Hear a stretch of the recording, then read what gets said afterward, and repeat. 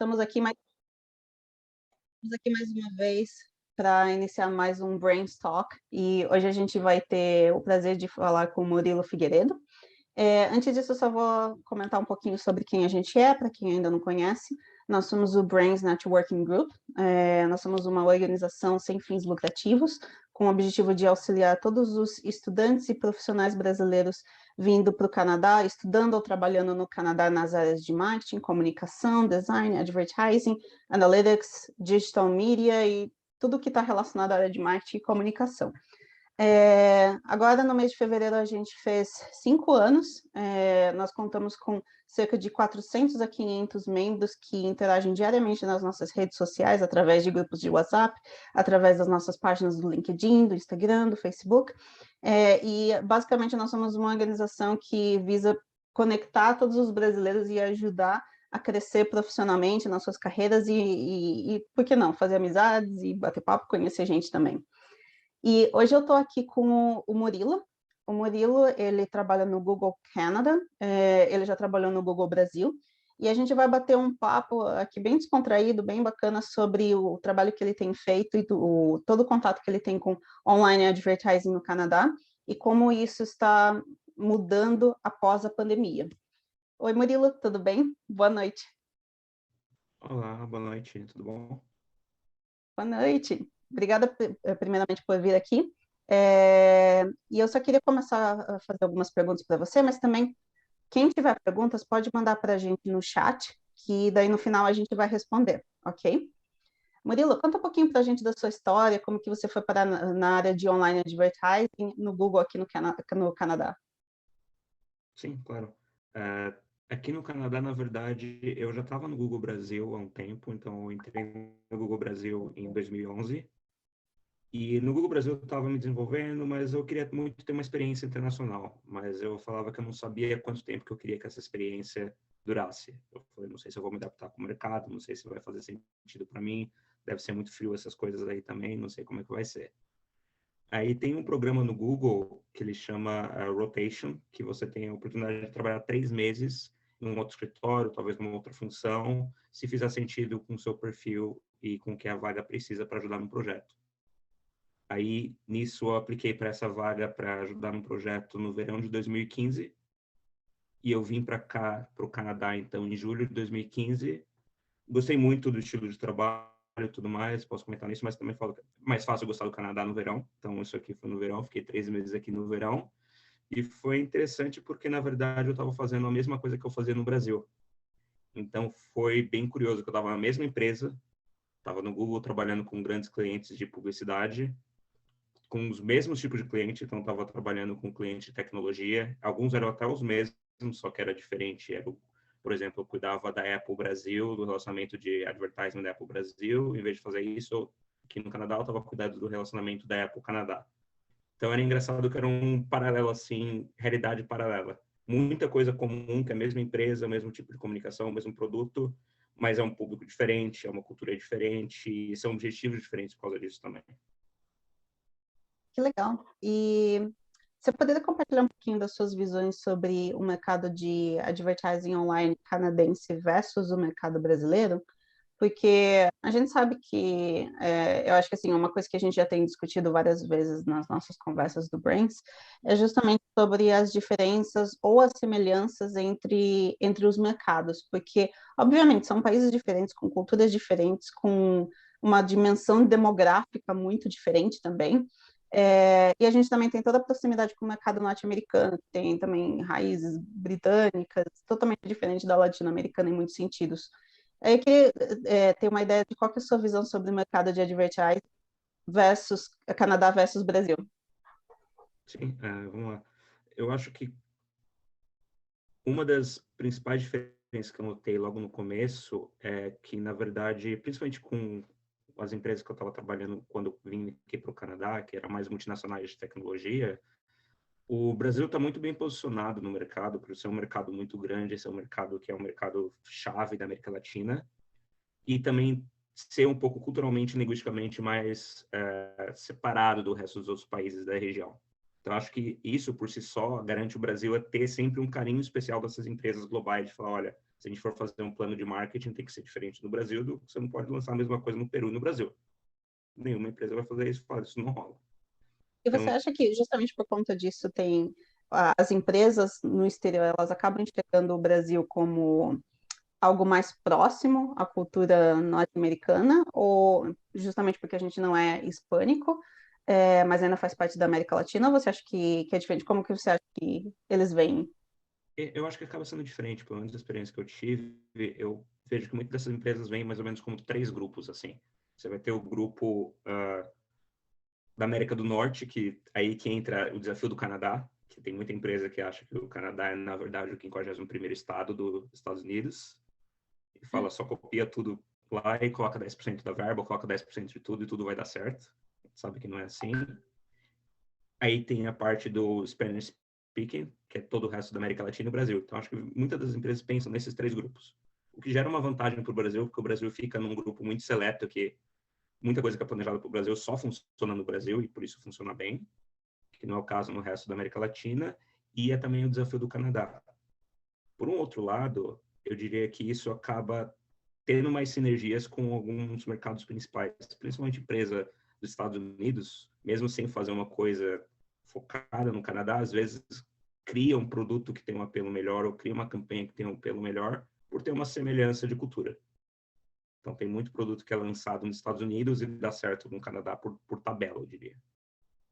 E o que você acha que acontece em relação às empresas aqui, às grandes empresas? Porque acho que eu gostaria também que se você pudesse falar um pouco sobre o que você fazia no Google no seu, quando você mudou aqui para o Canadá, em relação a também o que você está fazendo agora. O que mudou nesses últimos anos?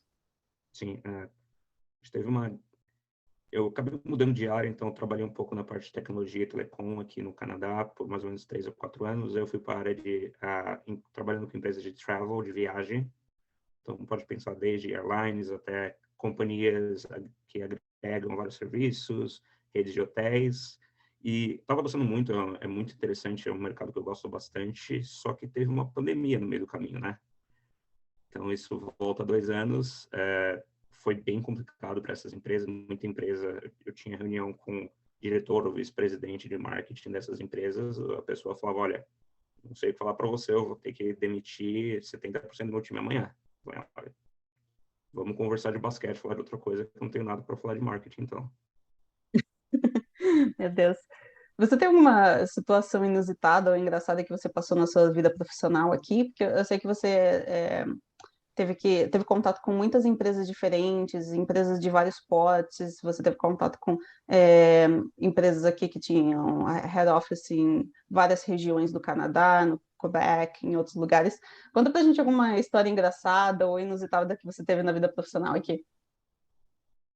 Então, vamos lá. Tem bastante coisa que é sempre, eu acho que é parte do desafio que boa parte do grupo aqui deve reconhecer que é uma parte de língua também, adaptar um pouco algumas coisas. Eu acostumei já a entender que eu tenho sotaque em algumas palavras que não vão sair a mesma coisa, então vira e mexe eu sei quando, por exemplo, se eu for sair de férias ou para o Brasil, que eu vou falar que eu vou para beach, eu já sei que eles vão entender uma outra palavra, mas não era a minha intenção. Então, eu falo, mas é isso que você está pensando, daí eu converso mais um pouco.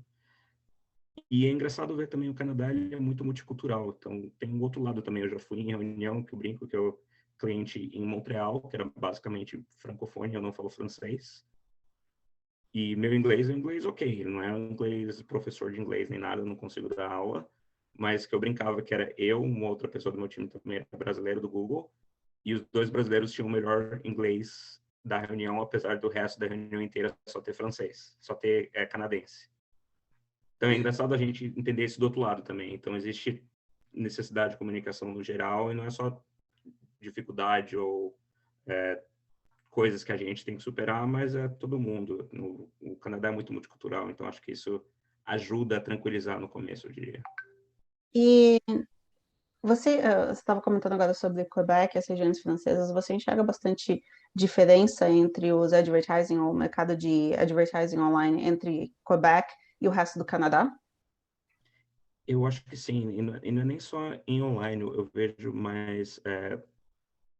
Quebec tem uma parte um pouco mais de orgulho local, então acho que muitas das empresas locais acabam tendo uma priorização dos consumidores, e muitas dessas empresas usam isso bastante, muito mais na comunicação deles. Então, eu lembro, por exemplo, quando eu estava em telecom, eu atendia a Quebecor, que é a Videotron, que é uma das telecoms que tem no Quebec, e todo ano eles sempre ganhavam todas as pesquisas de satisfação em Quebec, e por um tempo eu atendi o concorrente deles em Quebec, que eles falam, eles estão alugando a nossa rede, eles têm literalmente o mesmo serviço, só que eles têm uma percepção 30%, 40% melhor desse serviço. Então, é muito de como eles conseguem usar essa questão cultural, de proximidade cultural também. Quando você estava no Google Brasil, você também trabalhava na área de telecom, né? E aqui no Canadá você chegou também. Você viu, você conseguiu ver, tipo, diferenças ou semelhanças? Como que funciona esse mercado nos países? Sim, eu diria que a indústria de telecom no Canadá ela é um pouco mais concentrada aqui no Brasil. Telecom aqui no Canadá tem uma verticalização grande. A analogia que eu faço é, imagina se a NET e a Claro fosse a dona da Globo, que é mais ou menos assim que funciona. Então, as conversas são um pouco mais complexas, principalmente do ponto de vista de online advertisement, porque muito dessas telecoms, na verdade, elas têm interesses em offline e têm interesses em outros grupos de mídia também, o que não acaba necessariamente sendo o caso do Brasil. No Brasil, por exemplo, a Telefônica ou a GVT não tem tanto necessariamente interesse como está indo mídia offline por si só, ou se a audiência da Globo está subindo ou caindo, se o BBB está tendo mais ou menos audiência. O que não é o caso aqui no Canadá. O que é bastante engraçado, né? Porque aqui no Canadá, quando você está falando, por exemplo, de uma Bell Media, você está falando tanto de um provedor de serviço de internet, como uma das empresas do grande mundo do entretenimento. Então, Sim. é isso que você falou, né? Se a NET possui a Globo, ou a Globo tem a NET, porque os serviços acabam se mesclando, né? Eu acho que talvez no Brasil ainda tenha uma separação um pouco maior em relação ao mercado de mídia, de massa, de entretenimento e os provedores de internet. E eu acho que é uma das coisas que acontece aqui bastante no Canadá, porque você tem essa mescla. Mas acho que não é só no Canadá, nos Estados Unidos em geral também isso existe. Você pode me corrigir se eu estiver errada. Sim, sim. Eu acredito que aqui ele acaba sendo um step ahead até, sabe? E, por exemplo, continuando nessa analogia de Bell ou Rogers, eles têm também participação em times. Então, o Blue Jays é basicamente também tem parte do ownership com a Rogers. Então, acaba sendo empresas mais influentes. Então, eu diria que tem mais concentração ali de poder político e poder financeiro em alguma dessas empresas do que no Brasil. Eu lembro que na época em que eu estava fazendo colas de advertising aqui no Canadá, um dos primeiros tópicos que a nossa professora de mídia ela falava era justamente sobre como que existem essas megacorporações de comunicação em geral no Canadá e como elas acabam dominando tudo, no sentido de, tipo, vamos supor, por exemplo, o Super Bowl. A gente teve o Super Bowl em fevereiro agora, e eu lembro que todo mundo sempre está reclamando porque aqui você não consegue assistir a transmissão do Super Bowl com os comerciais originais dos Estados Unidos, que são aqueles comerciais multimilionários, que tem toda aquela atenção, que eles contratam atores famosos e tal, entre o show do intervalo, etc. E quando você assiste aqui em alguns canais no Canadá, ou pelo menos até alguns anos atrás, você nem conseguia assistir a esses comerciais, porque daí, de repente, interrompia a programação ao vivo, e daí mostrava os comerciais locais, chatinhos, aquela mesma coisa que você está assistindo todo dia. E eu lembro que quando a minha professora falou isso, eu até fiquei pensando, nossa, mas como assim? A empresa que tá me provendo celular tem controle sobre isso, e ainda por cima tem um outro contrato global no qual eu não consigo assistir os comerciais do Super Bowl nos Estados Unidos aqui, só porque está ao vivo, enfim. Eu lembro que na época, assim, foi... Eu realmente não fazia ideia de que era assim que funcionava aqui. Sim, e é uma dificuldade para eles também, que é uma coisa, de novo, que a gente não tem no Brasil, porque qualquer evento grande do Brasil, você vai querer ver o conteúdo em português.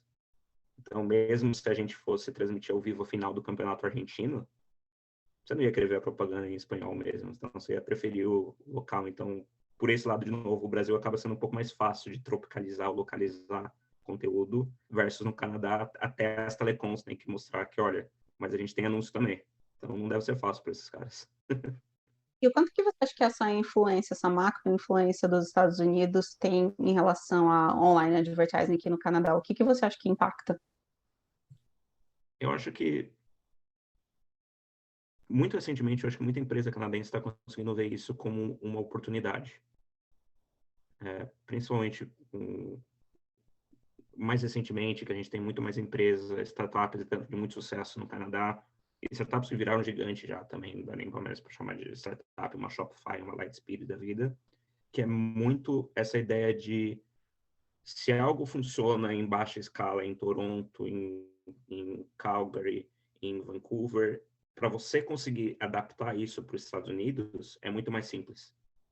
Só que tem um custo mais baixo. Então, tem muita empresa que está crescendo muito no Canadá. Por exemplo, o varejista que começa, vamos supor, eu abro uma empresa aqui em Toronto, que eu vendo essas garrafinhas de água. Se eu vender aqui meia dúzia em Toronto, ver que deu certo, é muito fácil eu adaptar essa logística para Nova York, por exemplo, que é um mercado muito maior. Então, Então acho quer que dizer que a gente é basicamente um mercado teste para a América do Norte? sim. Eu acho que se eu fosse tipo, prefeito de Toronto, esse é meu pitch para trazer mais investimento para o mercado, porque eu acho que é mais fácil a gente trazer isso do que fazer Toronto bater de frente com Nova York, com Vale do Silício, ou alguma coisa do tipo. Tanto que, me corrija se eu estiver errada, mas eu tenho a sensação de que Toronto tem crescido muito como um polo tecnológico nos últimos anos. Talvez assim, não um novo Vale do Silício, mas existe grande investimento na área de tecnologia aqui no Canadá e talvez até assim por uma questão de ser mais facilidades de atração de mão de obra especializada, de mão de obra global. Acho que existe uma disponibilidade maior de profissionais que já estão por aqui, ou pelo menos para trazer eles para cá. Então, eu tenho a sensação de que o mercado de tech tem crescido bastante por aqui também. Você pode me falar isso melhor do que eu? Não, total. Isso não só o Google, por exemplo. Curiosidade, o maior escritório do Google no Canadá não é em Toronto, é em Waterloo, que é focado em engenharia, que E é o que uma que eles fazem região. lá? Então, o Waterloo tem muita parte de desenvolvimento de alguns produtos, por exemplo, Chrome, muita parte de web browsing e safety de web browsing é desenvolvido em Waterloo. Muito desenvolvimento do Stadia, que é o videogame em cloud do Google, também é de Waterloo. Firebase também, que é a parte de como é que você põe tags e como é que você entende o tráfego dos seus aplicativos, também tem bastante coisa em Waterloo. E o mais forte, na verdade, da região, da parte de engenharia dessa região, Toronto-Waterloo, é a parte de machine learning. O Google, por exemplo, tem 3 escritórios de uma unidade do chama Google Brain, tem 3 escritórios do Google Brain do mundo. 2 deles ficam no Canadá. É um em Toronto, um em Edmonton, e o terceiro fica em Londres. Ai, que honra, me sinto honrada, apesar de trabalhar no Google. E só comentando um pouco sobre a pandemia, né, que você estava falando que tem muita coisa que tem mudado depois da pandemia, que o pessoal até estava, meu Deus, o que que eu faço agora? Porque eu não sei nem o que que eu posso te falar com todos esses cortes que tiveram. Mas a gente vê que aos poucos as empresas estão retomando ou estão se adaptando, independente do mercado. E existem alguns negócios que com certeza morreram, outros mercados que nasceram e outros mercados que modificaram totalmente, que começaram a prosperar, ou outros que vão ter que se acostumar com uma fase de declínio. É, E eu sei que você está agora numa nova função no Google já faz um tempinho, relacionada às empresas e a transição delas durante a pandemia. Conta para a gente um pouquinho mais do que você está fazendo e fala para a gente o que está acontecendo aí no mercado. Não, então, rolou a pandemia, eu estava no time cuidava dos anunciantes de viagem, e a gente percebeu que era muito difícil entender qual que seria oportunidades para o Google, ou quais seriam as indústrias que iriam ter mais ou menos oportunidade. Então, o que o Google Canadá fez, ele criou um time novo, que é muito focado em empresas que estão, digamos assim, em momentos de transição. O momento de transição em 2020 e 2021 é basicamente a pandemia. Então, o que eu faço, o que eu foco hoje, em vez de ser focado numa vertical, eu cuido de grandes anunciantes, mas que eles estão em períodos de transição de ou eles começaram a investir muito no Google recentemente, então é meio que um teste para ver, olha, será que isso aí é realmente sustentável? Esses são realmente parceiros que vão ficar investindo no Google por mais tempo, ou uma oportunidade de curto prazo? E ao contrário também, de muitas empresas que sofreram bastante com a pandemia, então muito varejista que tem muita loja física, por exemplo, não tinha presença virtual. Então, putz, antes da pandemia, esses caras eram grandes parceiros nossos, investiam bastante, faziam bastante coisa, mas é completamente compreensível porque eles deram um slowdown com fechando 90%, 100% das lojas deles por 2 anos. Então, muito do meu foco hoje é conseguir entender o que é uma dificuldade de curto prazo, o que é uma oportunidade de curto prazo, o que realmente é sustentável de ser clientes ou parceiros que o Google como um todo pode investir mais tempo, ou parceiros clientes que, por ter algum produto ou alguma solução que não faz mais sentido para essa nova realidade de pós-Covid ou Covid, a gente espera que, infelizmente, eles vão demorar um pouco mais para voltar ao tempo que eles tinham antes.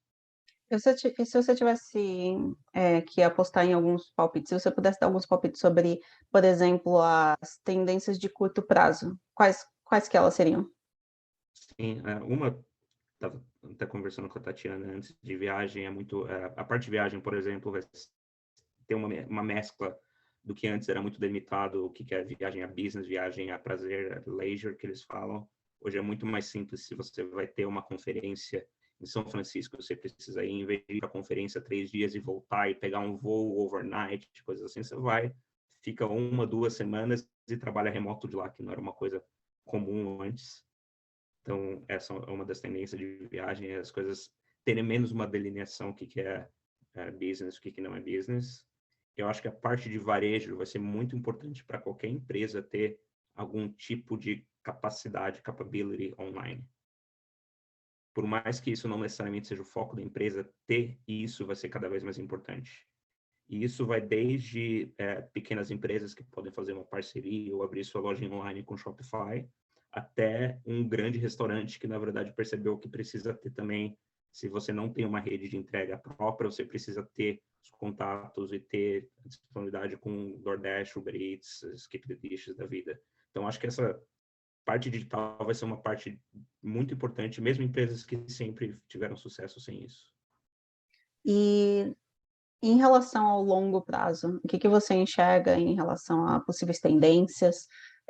O que que você acha que muda nesse sentido? Mas e longo prazo, assim, você pode me definir exatamente o que que é esse longo prazo? Se a gente está falando de 5 anos, 2 anos, 10 anos, o que que você acha?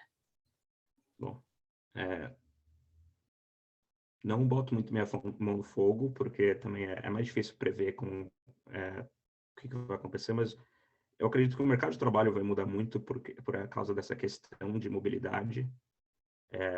Eu acho que vai ser muito mais fácil, principalmente a área de tecnologia, mesmo a área de digital marketing, que são áreas que são mais remotas em si. Acho que a gente só demorou para perceber isso, então acho que vai ser muito mais fácil a gente como sociedade, ter acesso à mão de obra que não tinha acesso antes e ter acesso a modalidades de trabalho que não existiam antes também. Então, eu imagino que mais flexibilidade, mais trabalho remoto e mais opções tanto para o empregado quanto para o empregador.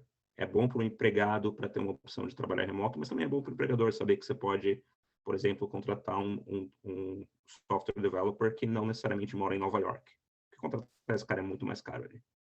E fora isso também, daí a minha opinião pessoal, tá aqui, sobre esse assunto, porque todo mundo está falando, porque a gente agora está passando pela grande demissão, em que todo mundo está trocando de trabalho e tal, porque está todo mundo insatisfeito com o atual emprego, e eu concordo que isso é totalmente verdade, mas eu acho que também um dos grandes fatores para toda essa mudança, essa movimentação de pessoas no emprego, é justamente pela adoção de tecnologias online quando você vai fazer uma entrevista. Por quê? Você pode ir lá 5 minutinhos, faz uma entrevista ali no Zoom, de casa mesmo.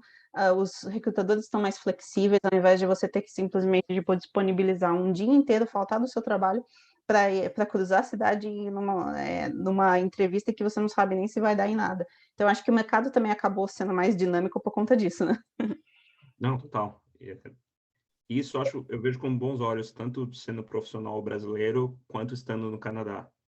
Eu acho que muita empresa vai começar a olhar mais para o Canadá também, e muita empresa começa a ver o potencial da mão de obra brasileira estando aqui no Canadá ou não, por exemplo. Com certeza.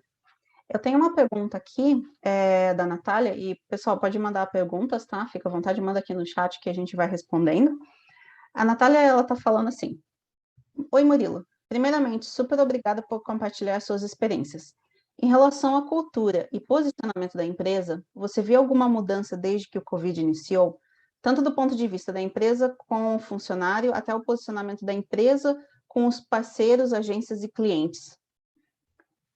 Eu imagino que empresa seja o Google, no caso. O que eu percebi muito que aconteceu do lado de advertisement, para ser bem sincero, eu acho que foi uma lição de humildade para o Google também, em termos de entender que é muito mais difícil prever o que vai acontecer. Então, acho que provavelmente se a gente tivesse essa mesma conversa 3 anos atrás, eu daria mais um prognóstico do que vai acontecer nos próximos 5. Então, acho que isso foi também o Google aprendendo que a mudança de Covid altera também como as pessoas consomem. Então, teve muito produto que virou mais prioridade para o Google. O Google teve que responder, em vez do Google só lidar com a tendência própria. Então, por exemplo, a adoção de vídeo, o YouTube aumentou muito mais, foi até mais rápido do que o Google até estava prevendo em alguns momentos, então teve que dar uma acelerada. A adoção de concorrentes nisso também, o surgimento do TikTok, por exemplo, foi muito acelerado por isso. Então, acho que foi um momento para o Google entender isso. E com os parceiros, eu acho que ficou claro que o Google sempre precisa dos parceiros, das agências e de clientes que apostam nos nossos produtos. E ficou claro que a gente precisa ajudar essas empresas a navegar por isso também. Principalmente a agência, teve muita agência que trabalha com mais coisa offline, por exemplo, que teve que adaptar os times, talvez teve layoff em massa. Então, essas coisas que o Google está tentando ajudar mais com esses grandes grupos que são parceiros. Legal. E tem os grandes grupos, mas a gente também tem uma outra pergunta aqui, que é sobre se o olhar do Google em relação a small business, em relação a pequenos negócios, mudou desde o Covid, e se existem mais incentivos, ou mais oportunidades, ou menos oportunidades, como é que tem sido a visão do Google em relação a pequenos negócios desde o Covid? Eu diria que continua sendo um foco importante. O Google, apesar de a gente sempre pensar em grandes anunciantes, esse é o foco que eu tenho. O Google tem muito anunciantes menores e que são pequenas empresas. Acho que ficou bem claro, por causa dessa aceleração de muita gente que não necessariamente pensava em ter uma estratégia digital, começou a criar isso. O Google começou a priorizar ainda mais simplificar as ferramentas. O Google tem muita informação, tem muito produto e muita solução disponível, mas elas são relativamente complexas, quando você compara com principalmente alguns concorrentes online. Então, acho que ficou muito claro para o Google que se essa tendência continuar, se a gente ter cada vez mais novos anunciantes, a gente não pode esperar que alguém entre pela primeira vez num cockpit de um avião e saia pilotando um Boeing. Então, como é que a gente simplifica isso para falar, olha, se é a sua primeira vez aqui, você tem 3 botões, você acelera, você freia, ou você, sei lá, manda um SOS, alguma coisa assim. Então, acho que cada vez mais o Google está lançando mais coisas desse lado para a parte de advertising. E isso que você me respondeu agora me fez pensar no seguinte, porque a gente tem os pequenos advertisings e os grandes, né? Você é account manager para grandes contas. É, mas, ao mesmo tempo, acho que tem um monte de gente aqui no grupo que é de digital media buying. E muitos deles, eles compram anúncios do Google, né? Só que a gente tem todo um sistema automatizado para compra direta, no qual você mesmo gerencia tudo. Mas você também tem você, que é o account manager. Onde que é o turning point? Desde quando você vira qual a diferença entre você ser um pequeno anunciante e um grande anunciante de ter um atendimento dedicado? Como que funciona isso? Qual o critério? Boa pergunta. Para simplificar, muito disso é de acordo com o tempo que essa empresa, esse parceiro está anunciando, se é alguma coisa completamente recente, e o volume de investimento. Você pode pensar no atendimento do Google como... Eu faço muita analogia, tá? Então, isso é meu jeito de explicar as coisas. Você pode pensar no atendimento do Google como se fosse alguém de wealth management te ajudando. Então, tem desde uma ferramenta automática que você entra lá no Wealthsimple, você fala, eu quero investir $10, você põe lá $10 se você quiser, você faz o que você quiser. Se você começar a aumentar isso, ou se você começar a tentar usar alguns produtos mais avançados, ou ter alguns canais, você vai chamar a atenção de outras pessoas também, que vão começar, olha, percebi que você comprou criptomoeda aqui, não sei o que, você está ciente desse risco. Então, acho que isso, gradualmente você vai evoluindo. Não é só um preto no branco, então não tem só 2 grupos, são vários grupos de foco, que vão desde pequenos clientes que são self-service, até o full service, eu diria, que é quando você tem um time dedicado para você. Legal. E eu tô com uma pergunta aqui da Tatiana. Ela está perguntando: você que trabalhou na mesma empresa em 2 países diferentes, qual a maior diferença em relação à cultura de trabalho? Isso é bacana, porque muita gente que chegou aqui simplesmente teve que recomeçar totalmente. Pouca gente foi transferida. Então, como que você vê isso? Eu acredito que minha experiência, pelo menos, o mercado canadense é um pouco mais focado na eficiência e em táticas que não são necessariamente tão inovadoras, enquanto que o Brasil é mais focado em inovação e no relacionamento. Então, eu brinco que tinha muita solução, muita recomendação que eu colocava na frente de uma telecom no Brasil. Eu falava, olha, isso aqui é a primeira vez, nunca ninguém testou fazer isso daqui, você quer ser o primeiro, quer ser o pioneiro. Isso o pessoal vibrava, falava, nossa, vamos lá, vai ser super legal, vamos descobrir. Aqui, por exemplo, já existe um pouco mais de reticência com relação a isso. E até porque a gente sabe, quem está aqui há um tempinho sabe que o Canadá ele tem uma cultura muito mais tradicional, muito mais conservadora em termos de ousadia na publicidade do que o Brasil. Então, acho que não é segredo para a galera que está aqui já há um tempinho. E o Renato, ele tem uma outra pergunta aqui. Oi, Murilo. Na sua experiência, empresas com sede nos Estados Unidos costumam ter estratégias de comunicação local no Canadá, ou elas tendem a aproveitar o que é feito nos Estados Unidos? Como você vê isso? Boa pergunta. Idealmente, eles teriam os dois, Renato. Isso que é muito o que a gente propõe quando a gente está falando com grandes parceiros ou agências que têm essa situação. O que acontece muitas vezes se o Canadá não é um mercado muito grande, eles acabam simplificando isso na própria estrutura da empresa. Então, eu passei por isso, por exemplo, eu tinha um cliente, não vou falar o nome, mas vocês vão poder adivinhar só pela dica. Eu tinha um cliente que é uma grande empresa de tech que também participa da parte de videogames, por exemplo, que eles fizeram uma reestruturação que o time de marketing do Canadá agora vai ficar dentro do time de marketing que era baseado em Nova York.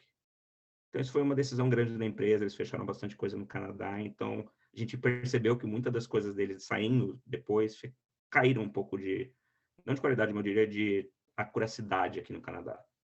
Então, eu diria, idealmente, o mundo ideal seria os dois. Se não tiver para ser os dois, tem que sempre pensar que o Canadá não é o mesmo mercado que os Estados Unidos para isso.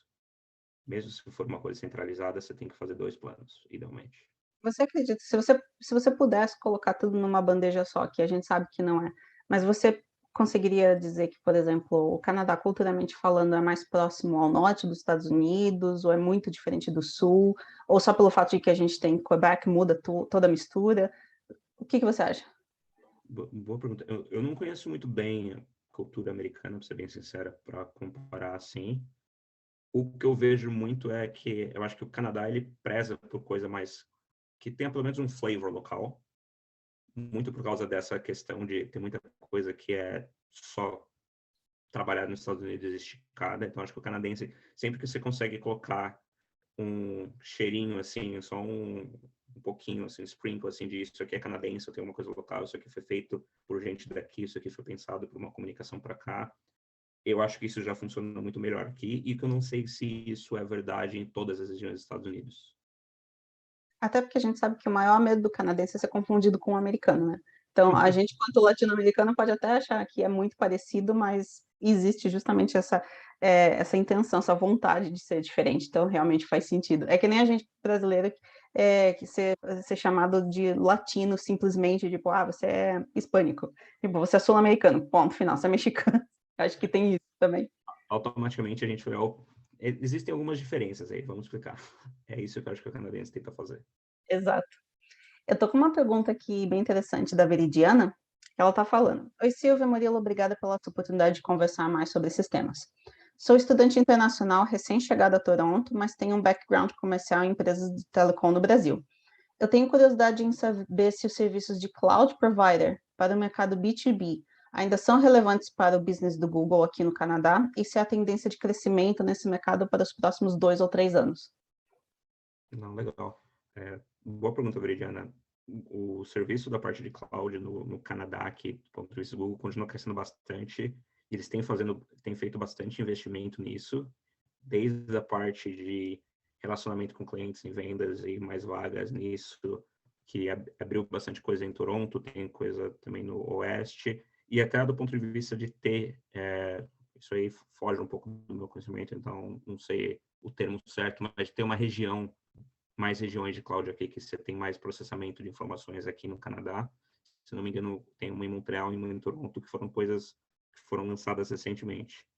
E muito, eu acho que é power por essa coisa de muitas empresas começando a entrar online. O Canadá é um mercado de SMBs, é um mercado que tem muitas empresas, pequenas e médias empresas, e com essa tendência de cada vez mais ser importante você ter alguma capability online, que eu, como eu falei, eu vejo isso como uma coisa mais estratégica, não necessariamente nem só advertisement mesmo. Acho que é super importante você, como uma empresa, se você fosse abrir uma empresa hoje, ter certeza que você consegue cuidar bem dos seus dados, você consegue fazer pagamento certinho de tudo, você consegue integrar isso, ter seu data lake bem cuidado. Então, acho que isso fica cada vez mais importante e o Google percebeu isso no Canadá também.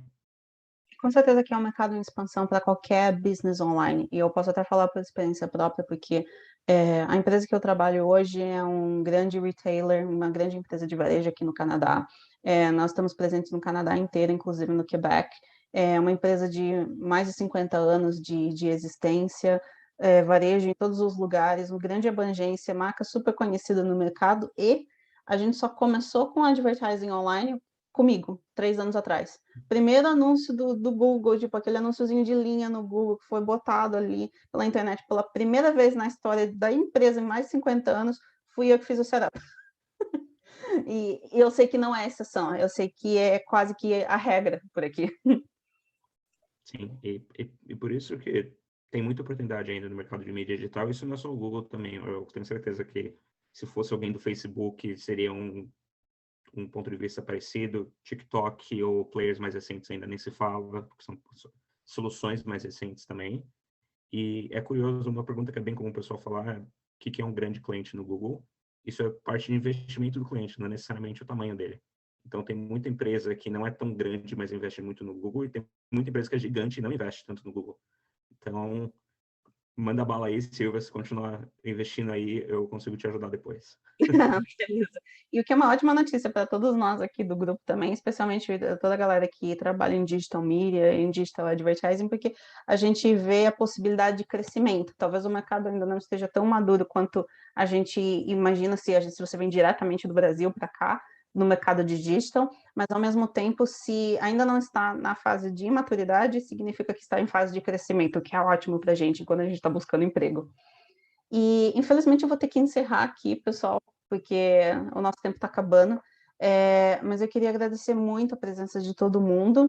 Eu queria agradecer muito você, Murilo, pela sua presença, pelo seu tempo aqui hoje. Foi super bacana esse bate-papo, especialmente para entender mais sobre as estratégias aqui do mercado.